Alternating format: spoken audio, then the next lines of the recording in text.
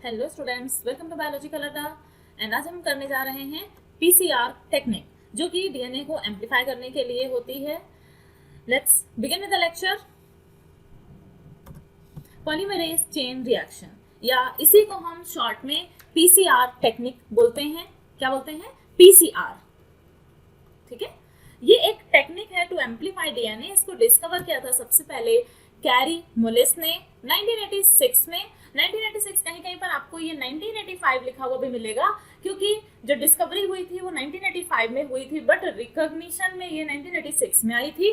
तो अगर क्वेश्चन आता है when polymerase chain reaction was discovered और इन्वेंटेड, तो ये आंसर होगा 1985। राइट आंसर इसका 1985 है, बट रिकॉग्निशन में 1986 था, तो कुछ जगह आपको 1986 मिलेगा।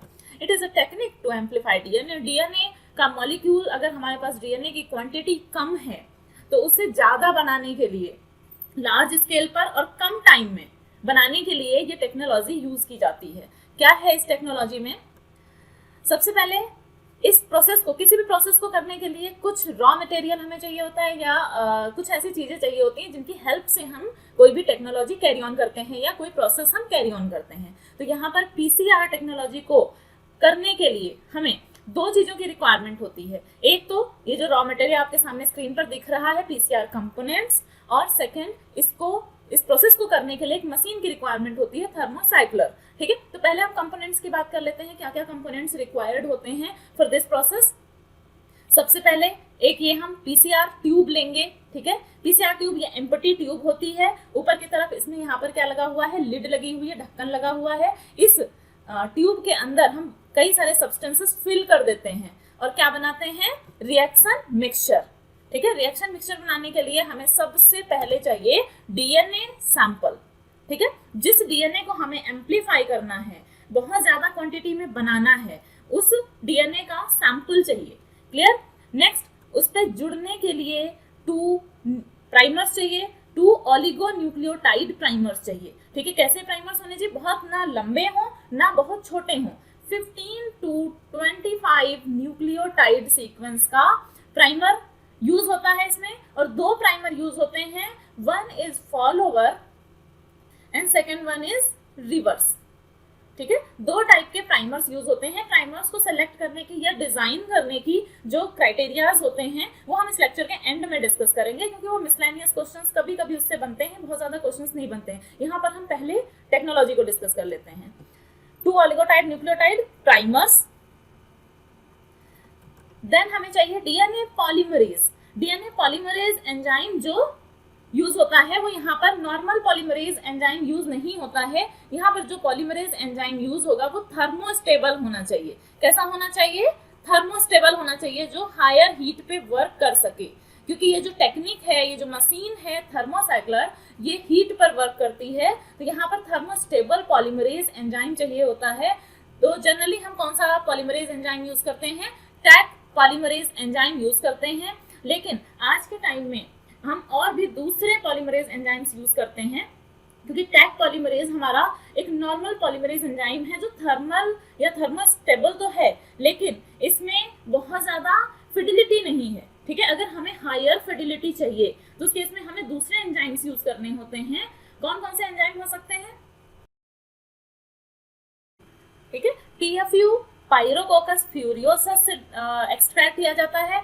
सेकंड, वेंट थर्मोकोकस लिटोरैलिस से डिस्कवर किया गया है या एक्सट्रैक्ट किया गया है। इस तरह के दूसरे डीएनए पॉलीमरेज हम यूज करते हैं जो कि थर्मोस्टेबल होते हैं। इसमें सबसे ज्यादा प्रेफरेंस टीएफयू को दी जाती है, क्योंकि इसकी फिडिलिटी बहुत ज्यादा है, एरर के चांसेस कम है, और ये बहुत ज्यादा हायर स्पीड से वर्क करता है। ये अगर हमारा जो टेम्पलेट प्राइमर है वो लॉन्ग भी है तो उसे बहुत स्पीड में ऐड करने की क्वालिटी शो करता है। ठीक है, तो इसके अलावा भी बहुत सारे पॉलीमरेज एंजाइम डिस्कवर किए गए हैं जो कि यहाँ पर डिस्कस करने की रिक्वायरमेंट नहीं है। डीएनटीपीस। डीएनटीपीस क्या होते हैं? Deoxy nucleotide triphosphate. Clear? Next हमें सबसे लास्ट में चाहिए डीएनए। ये जो डीएनटीपीस होते हैं ये डीएनए बिल्डिंग यूनिट्स होते हैं। D ATP, D TTP, D GTP, D CTP, यानी एडेनिन, ग्वानिन, थायरोसिन, साइटोसिन। ठीक है, इसके अलावा हमें बफर चाहिए। जिसकी जो पीएच है वो ऑप्टिमम होना चाहिए। इस रिएक्शन को होने के लिए जो एक रिक्वायर्ड पीएच है वो प्रोवाइड करने के लिए हम इसमें क्या यूज करते हैं, बफर। ठीक है, तो क्या क्या हो गया हमारे पास, DNA sample, primer, nucleotides, Taq polymerase, mix, buffer. ठीक है, इन सभी को हम इस पीसीआर ट्यूब में डाल देते हैं और उसके बाद इस पीसीआर ट्यूब को हम थर्मोसाइक्लर में इस टाइप से, ठीक है, इस टाइप से ये पीसीआर ट्यूब को पीसीआर ट्यूब को हम इसी के अंदर लगा देते हैं। ये देखिए इस तरह से यहाँ पे लगाया जा रहा है पीसीआर ट्यूब्स को। ये पीसीआर मशीन या थर्मोसाइक्लर मशीन है जिसके अंदर ये प्रोसेस होगा। और थर्मोसाइक्लर मशीन के अंदर हम ये प्रोग्रामिंग पहले से ही सेट कर देते हैं कि कितने टाइम तक कितना टेम्परेचर रखना है ताकि ये पॉलीमराइजेशन की प्रोसेस प्रॉपर वे में कैरी ऑन हो सके। तो देखते हैं क्या क्या प्रोग्रामिंग के स्टेप्स होते हैं या प्रोसेस के स्टेप्स होते हैं। स्टेप्स या process of PCR, programming in PCR machine या स्टेप्स ऑफ पीसीआर, एक ही बात है, कुछ भी लिखा हुआ हो। क्या क्या स्टेप्स हैं, 3 स्टेप में ये पॉलीमरेज चेन रिएक्शन कंप्लीट हो जाती है। यही हमारा ये जो प्रोसेस आपको सामने दिख रहा है यही हमें कंप्लीट करना है, यही पीसीआर है। ठीक है, तो पहले देखो डीएनए है। डीएनए हमारा कैसा होता है, डबल स्ट्रैंडेड डीएनए होता है, 2 स्ट्रैंड होते हैं। दोनों स्ट्रैंड को पहले हमें अलग अलग करना होता है। तो यानी कि हम क्या करेंगे, डीनेचुरेशन करेंगे इसका। डीनेचुरेशन कैसे होगा, जब हम हायर टेम्परेचर प्रोवाइड करेंगे 1 मिनट तक, अप्रॉक्सीमेटली 1 मिनट तक हम 94 डिग्री सेल्सियस, 92 95 डिग्री सेल्सियस हम इसे प्रोवाइड करते हैं। ये एक ऐसा टेम्परेचर है जिस पर डीएनए डीनेचर्ड हो जाता है और इसके बीच में जो बने हुए हाइड्रोजन बॉन्ड्स हैं ये ब्रेक हो जाते हैं और दोनों ही स्ट्रैंड अलग अलग हो जाएंगे। जैसे ही दोनों स्ट्रैंड अलग अलग हो जाएंगे तो हम नेक्स्ट स्टेप पे जाएंगे, दैट इज एनीलिंग। एनीलिंग क्या होता है, जहां पर प्राइमर्स ऐड होते हैं डीएनए टेम्पलेट के ऊपर। तो डीएनए के स्ट्रैंड अलग अलग हो गए हैं। तो डीएनए कैसा होता है, इस तरह से जो डीएनए है हमारा, 1 सेकेंड, ये डीएनए हमारा है। तो ये अगर 5' एंड है तो इसका जो दूसरा साइड होगा वो 3' होगा और इसके अपोजिट में जुड़ा हुआ होगा। अगर इसके सामने ये 5' एंड है तो ये 3' एंड होगा और ये 5' एंड होगा। तो जब ये अलग होंगे तो कैसे बनेंगे, ये 5' एंड होगा, ये 3' एंड होगा। अलग होने के बाद में ये 3' एंड बनाएगा और ये 5' एंड बनाएगा। जो हमारे प्राइमर्स होते हैं उनकी टेंडेंसी क्या होती है, वो 3' एंड पर आकर जुड़ते हैं। 3' एंड पर आकर जुड़ते हैं, इट मींस जो प्राइमर्स का सीक्वेंस होगा वो 5' to 3' के हिसाब से बना हुआ होगा। यानी कि अगर ये हमारा 3' एंड है तो प्राइमर यहाँ आकर के लगेगा, पहला प्राइमर यहाँ लगेगा। 2 ऑलिगोन्यूक्लियोटाइड प्राइमर्स हम यूज करते हैं, तो एक यहाँ 3' पे लगेगा तो इसे हम फॉरवर्ड या फॉलोवर बोलेंगे, और जो दूसरा है वो इस तरफ 3' पे लगेगा तो उसे हम रिवर्स प्राइमर बोलेंगे। क्लियर, ये रिवर्स प्राइमर हो गया, ये फॉरवर्ड या फॉलोवर प्राइमर हो गया। नेक्स्ट यहाँ पर यही स्टेप दिखाया गया है। यहाँ पर आपका एनीलिंग का देख लो, यहाँ पर ये बना हुआ है, 3' पर आकर ऐड हुआ है और अपोजिट में इसके क्या होगा, 3'। ठीक है, इसके अपोजिट में क्या होगा, 3'। क्लियर, आई थिंक ये क्लियर हो गया पॉइंट। और ये जो स्टेप है वो बहुत कम टाइम का होता है, अराउंड 45 सेकेंड्स का, पूरे 1 मिनट का भी नहीं है। 52-55 डिग्री सेल्सियस पर ये स्टेप कैरी ऑन होता है। नेक्स्ट सबसे लास्ट स्टेप क्या है, एक्सटेंशन। एक्सटेंशन या इलोंगेशन बोल सकते हैं इसे, क्योंकि इसमें क्या हो रहा है, प्राइमर के बाद अब उसमें न्यूक्लियोटाइड आगे सीक्वेंस में जुड़ते जाएंगे और जो टेम्पलेट डीएनए है उसके ऊपर एक नया स्ट्रैंड कंप्लीट बन जाएगा और इस तरह से फाइनली हमारे पास कितने हो जाएंगे, 2 डीएनए मॉलिक्यूल हो जाएंगे। एक डीएनए मॉलिक्यूल से कितने, 2 डीएनए मॉलिक्यूल बन जाएंगे। और यहाँ पर टेम्परेचर कितना रखा जाता है, यहाँ पर टेम्परेचर रखा जाता है around 72 degree Celsius, 72-74 degree Celsius हो सकता है। ये यहाँ पर एक वो भी है कि जो टेम्परेचर है वो 5 डिग्री कम होना चाहिए। किससे, 5 डिग्री लेस टेम्परेचर रिक्वायर्ड होता है then the melting point of DNA. ठीक है, मेल्टिंग पॉइंट ऑफ डीएनए।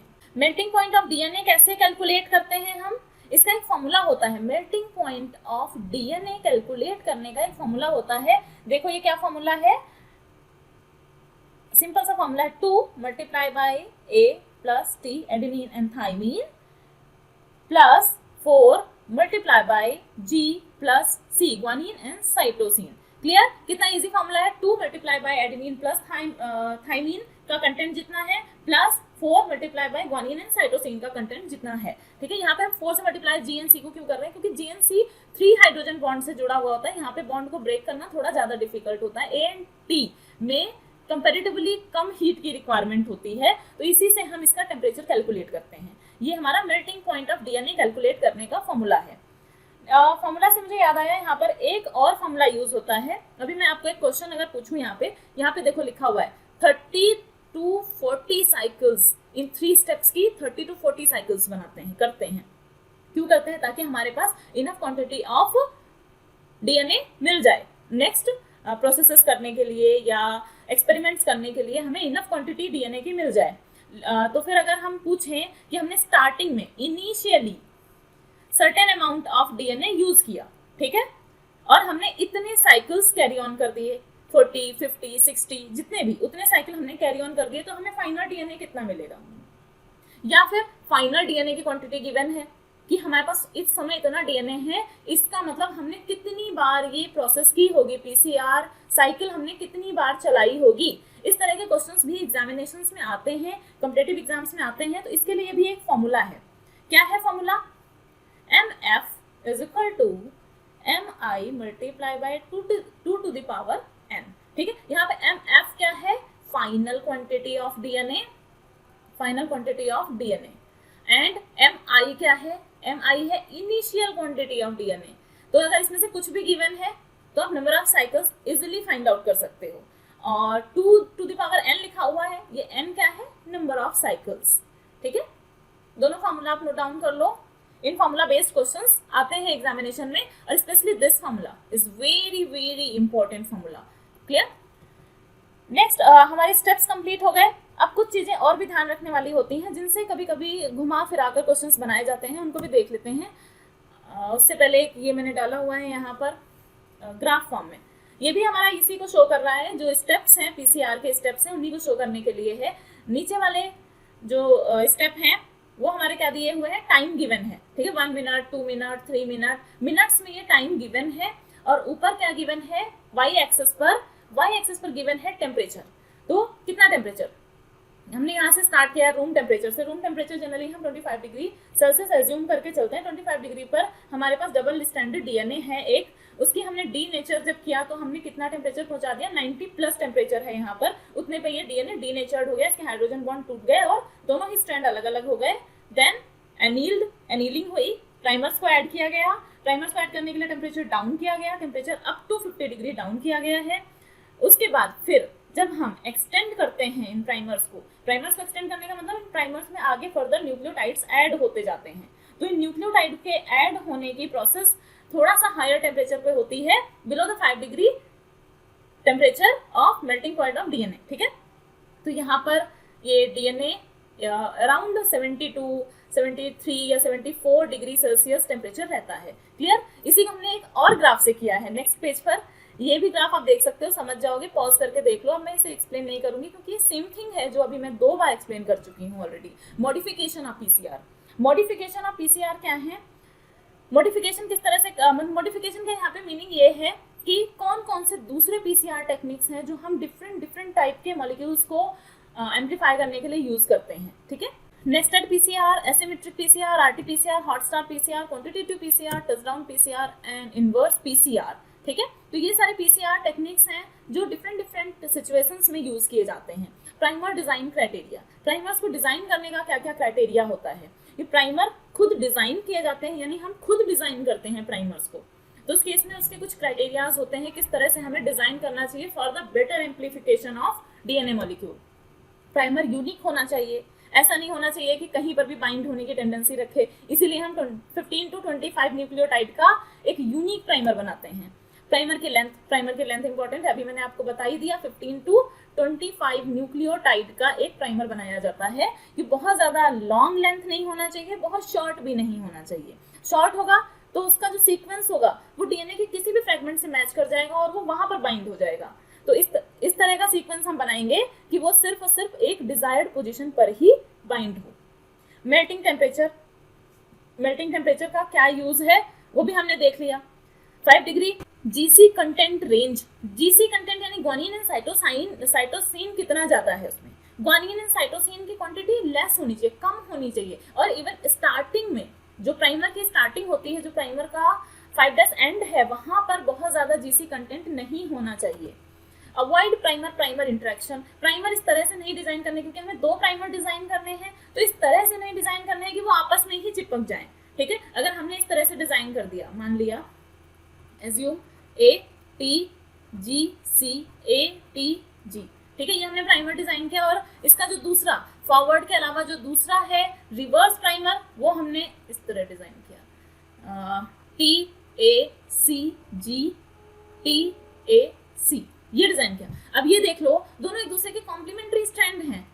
अभी आमने सामने आएंगे तो A से T बाइंड होने की टेंडेंसी रखेगा, T से A, C से N, G से अगेन AT से T, A से ऐड हो जाएगा और G C से ऐड हो जाएगा। तो ये बिल्कुल कॉम्प्लीमेंट्री स्ट्रैंड है इसका, तो ये आपस में इंटरेक्ट कर जाएंगे, आपस में बाइंड हो जाएंगे। इस तरह के भी प्राइमर्स डिजाइन नहीं करने हैं। 3' क्लैंप प्रॉपर्टीज, ठीक है, 3' एंड से ये अटैच होता है, तो वहां पर अटैच होने की प्रॉपर्टीज को भी हमें चेक करना है। एप्लीकेशन ऑफ पीसीआर का यूज कहाँ पर है?